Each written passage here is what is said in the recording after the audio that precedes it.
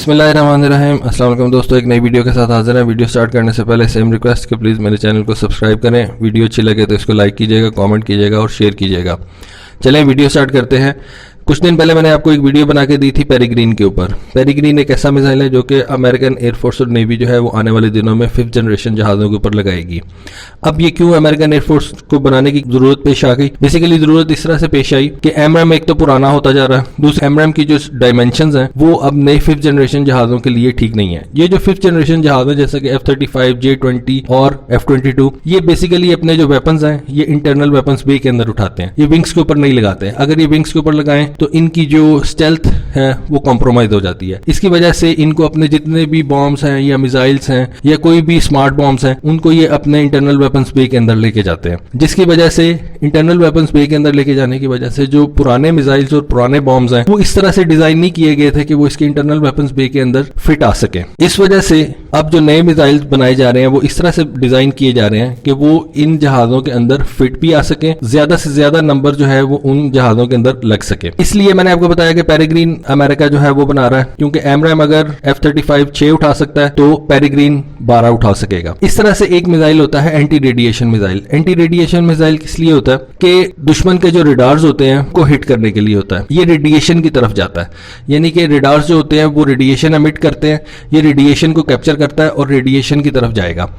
सुप्रेशन of enemy air defence आपने इससे पहले नाम सुना होगा। सुप्रेशन ऑफ एनिमी एयर डिफेंस के लिए ये जो मिसाइल्स हैं ये ज्यादा इफेक्टिव होते हैं। इसमें क्या होता है कि जो दुश्मन के सरफेस टू एयर मिसाइल्स होते हैं उनके रेडार्स को ये निशाना बनाता है और उनके रेडार्स को ये जाके हिट करता है। इस तरह से अगर ये दुश्मन के आप सरफेस टू एयर मिसाइल्स के रेडार तबाह कर देंगे तो दुश्मन का जो सरफेस टू एयर मिसाइल है वो कुछ नहीं कर सकेगा, क्योंकि वो जहाज डिटेक्ट करने के लिए उसका रेडार की जरूरत होगी, तो रेडार ही नहीं जब रहेगा तो मिसाइल क्या काम करेगा। अब अमेरिकन नेवी ने एक कल तस्वीर रिलीज की है जिसमें उन्होंने FA-18 सुपर हॉर्नेट के ऊपर एक मिसाइल दिखाया गया है। ये basically advance anti radiation guided missile extended range है।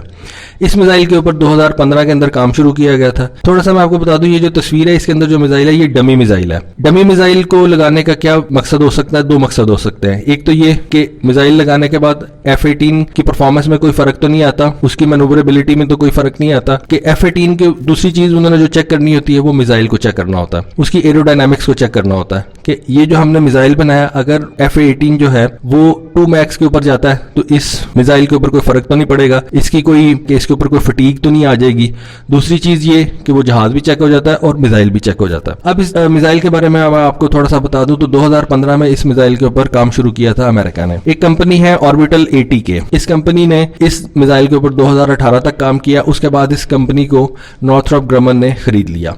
नॉर्थरॉप ग्रमन ने जब इसको खरीदा तो उन्होंने इस प्रोजेक्ट को बिल्कुल स्क्रैप नहीं किया, बल्कि इस प्रोजेक्ट को उन्होंने आगे लेके गए। अब इसमें उन्होंने क्या किया कि उन्होंने इसका जो रॉकेट मोटर था उसको चेंज कर दिया, इसका जो वॉरहेड था उसको चेंज किया और उसके जो कंट्रोल सर्फेसेस जो थे उनको भी उन्होंने चेंज किया। इससे क्या हुआ कि इस मिसाइल की जो रेंज थी वो बढ़ गई काफी ज्यादा। अब ये मिसाइल जो है तकरीबन 80 मील तक जा सकता है, यानी कि 160 किलोमीटर से ऊपर, और इसकी जो स्पीड है वो मैक 2 है। जैसे कि मैंने आपको बताया सुप्रेशन ऑफ एनिमी एयर डिफेंस के लिए ये मिसाइल यूज होते हैं, इसलिए इस मिसाइल को अमेरिका अपने ग्राउलर्स के ऊपर भी लगा रहा है। ग्राउलर्स आपको पता है कि FA-18 इलेक्ट्रॉनिक काउंटर मेजर्स या इलेक्ट्रॉनिक वॉरफेयर की वो किस्म है, उसके ऊपर मैं अलग से आपको वीडियो बना के दे चुका हूँ। बेसिकली 2023 तक अमेरिकन नेवी का प्लान है GM-88G को वो F-18 के ऊपर इंटीग्रेट करेंगे और EA-18 ग्राउलर्स के ऊपर इंटीग्रेट करेंगे।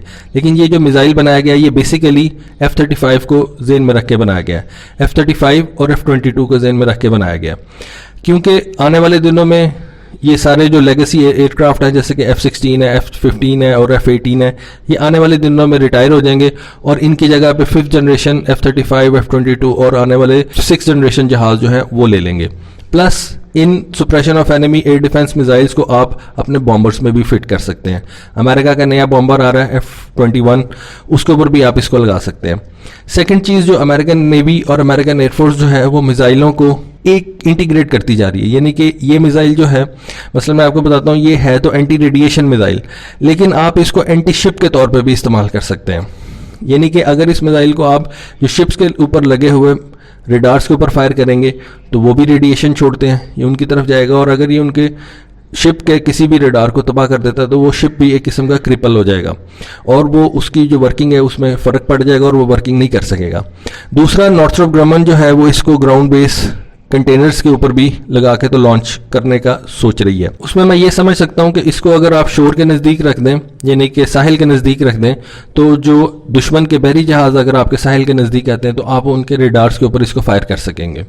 ये बेसिकली मैंने आपको पहले भी बताया इस वीडियो में कि आने वाले दिनों में जो नए किस्म के जहाज़ हैं, जो 5th जनरेशन के जहाज़ हैं, उनके ऊपर आप पुराने मिसाइल्स और पुराने बॉम्ब्स नहीं लगा सकते।